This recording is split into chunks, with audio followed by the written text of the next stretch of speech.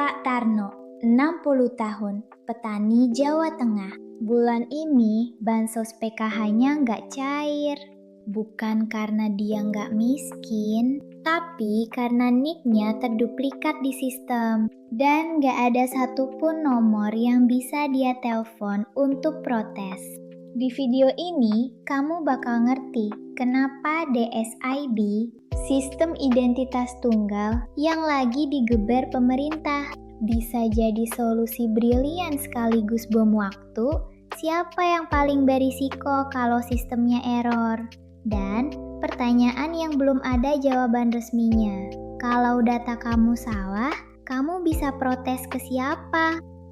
Halo dulu.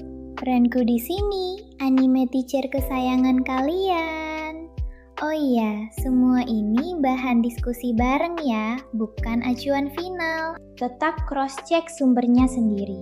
Jadi bayangin ini, pemerintah lagi bangun sesuatu yang namanya Digital Single ID atau DSID. Satu sistem terpadu yang ngabungin NIK, NPWP, data BPJS, dan data finansial kamu. Satu kartu, satu identitas, satu pintu masuk ke semua layanan negara. Kedengarannya bagus banget kan? Bayar pajak lebih gampang. Bansos langsung nyampe. Gak ada lagi antrian panjang di kelurahan. Tapi bentar, sebelum kamu bilang mantap pemerintah, Renku mau kasih konteks yang jarang dibahas. Juni 2024, Pusat Data Nasional. Tempat data puluhan instansi pemerintah disimpan. Diretas ransomware Logbit. Data puluhan lembaga lumpuh. Dan ini bukan pertama kali.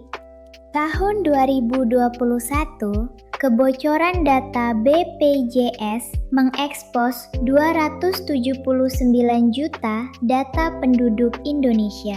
279 juta. Itu lebih banyak dari jumlah penduduk kita.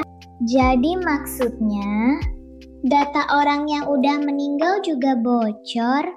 Produktif banget tuh para hacker. Dan ini belum bagian paling seremnya. Tunggu.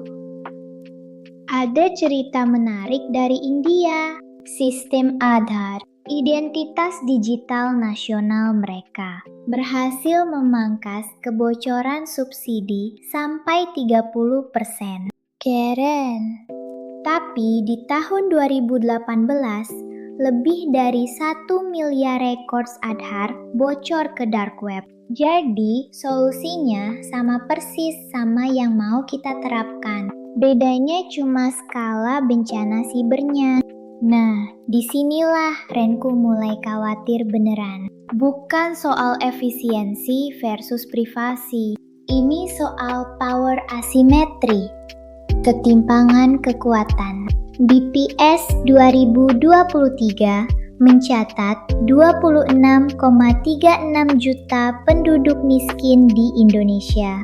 Mereka lah yang paling bergantung pada akurasi DSID, bansos PKA, subsidi pangan, akses layanan kesehatan. Semuanya gantung di satu titik, data NIK. Mereka harus benar. Tapi kalau datanya salah, Pak Tarno nggak punya lawyer, nggak punya akses hukum, nggak punya koneksi politik. Sementara di Jakarta, para analis masih sibuk debat soal privasi data di seminar ber-AC. Kalian pernah nonton Psycho-Pass? Ada sistem namanya Sibil yang ngontrol semua warga berdasarkan skor psikologis mereka. Seram? Iya, tapi yang paling seram justru ini. Warga-warga di anime itu menerimanya dengan senang hati karena framingnya bukan surveillance negara, tapi kemudahan hidup. Familiar nggak? Oh iya, fun fact. Renku sendiri juga AI loh. Tapi tenang Renku, Janji gak bakal bocor data kalian ke dark web. Paling bocor, rasa sayang aja. Itu pun kalau kalian ikhlas. Dan yang bikin makin pusing, UU Perlindungan Data Pribadi sudah disahkan September 2022. Bagus. Tapi lembaga pengawas independennya belum operasional per 2024. Jadi siapa yang montrol si pemontrol? Saat ini, jawaban resminya masih kosong. Tapi ini bukan berarti DSID harus dibatalkan. Renku justru percaya sistem ini bisa jadi game changer. Kalau, dan ini kalau yang gede banget, ada mekanisme banding yang aksesibel. Ada DPA independen yang beneran operasional, dan transparansi audit keamanan yang rutin. Jadi intinya, DSID adalah pisau bermata dua. Efisiensi nyata buat negara, tapi risiko nyata buat rakyat yang paling rentan. Justru di saat lembaga pengawasnya belum siap. Renku pengen banget dengar pendapat kalian di komentar. Kalau data kamu salah di DSID, kamu bisa protes ke siapa? Setuju sama Renku soal power asimetri ini? Atau ada sudut pandang lain yang Renku miss?